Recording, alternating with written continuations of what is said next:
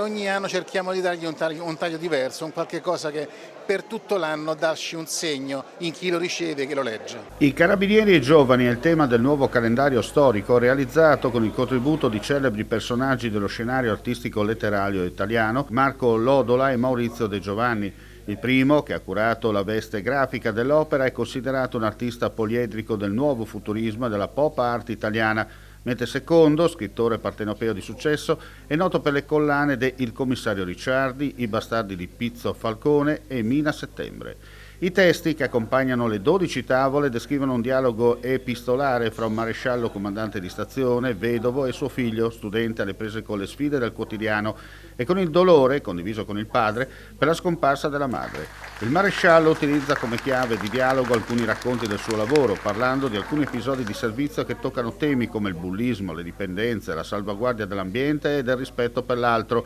l'inclusività e la solitudine sociale. La sua particolarità, che sposa al suo interno anche la lingua locale, in questo caso il friulano, sinonimo di unione tra l'Arma e le genti friulane, sempre più radicato come un collante. In questa regione dove una cultura così tradizionalmente legata anche a questa lingua, l'Arma che vive il territorio intensamente non poteva non avvertire la necessità di venire incontro a questa esigenza che è culturale, non soltanto folcloristica, e quindi